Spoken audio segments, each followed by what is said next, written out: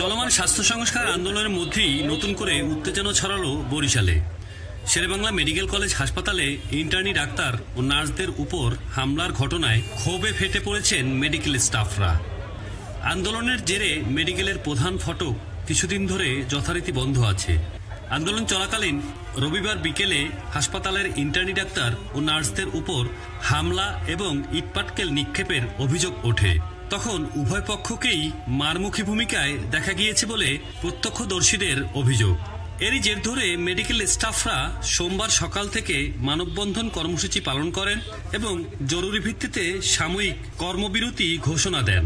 কলেজের সংস্কার নিয়ে যে গোষ্ঠী যে মব সৃষ্টি করার নামে আমাদের স্যারদের উপরে, ডাক্তারদের উপরে, তারপরে স্টুডেন্টদের উপরে, মেডিকেল ইন্টার্ন চিকিৎসকদের উপরে যে হামলা চালিয়েছে এর প্রতিবাদ চাই এবং যারা এই হামলা চালিয়েছে তাদের 24 ঘন্টার ভিতরে আমরা গ্রেপ্তার দাবি জানাচ্ছি। আমরা তাদের সকল ধরনের দাওয়া দাবির উপরে সকল ধরনের একাত্মতা পোষণ করছি, কিন্তু তারা বর্তমানে যেটা করতেছে বিভিন্ন ধরনের মব সৃষ্টি করে আমাদের মেডিকেলের ইন্টার্ন চিকিৎসক, তারপর মিড লেভেলের ডাক্তার, তারপর হচ্ছে কর্মচারী কর্মকর্তাদের উপরে নানান ধরনের হামলা করতেছে মব সৃষ্টি করে।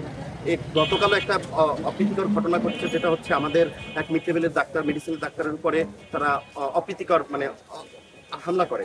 এটা কোনোভাবেই কাম্য হতে পারে না, একটা স্বাধীন দেশে এটা কোনোভাবেই কাম্য হতে পারে না। আমরা চাই আমাদের শেরেবাংলা, আমাদের সেবা টিম, আমাদের ব্যবস্থার উন্নতি হোক, হ্যাঁ, সংশোধন হোক, সংস্কার হোক, কিন্তু তাই বলে তারা নানান কারণে আমাদের উপরে হামলা করে। এতে হাসপাতালের স্বাভাবিক কার্যক্রমে দেখা দিয়েছে স্থবিরতা। ইন্টার্নি ডাক্তাররা অভিযোগ করে বলেন, হামলার ঘটনা তাদের নিরাপত্তা প্রশ্নবিদ্ধ করেছে। তারা দ্রুত দোষীদের গ্রেপ্তার এবং নিরাপত্তা নিশ্চিতে প্রশাসনের হস্তক্ষেপ দাবি করেছেন। আন্দোলনকারীরা সোমবার বরিশাল জেলা প্রশাসকের কার্যালয়ের সামনে তাদের অবস্থান কর্মসূচি পালন করেন।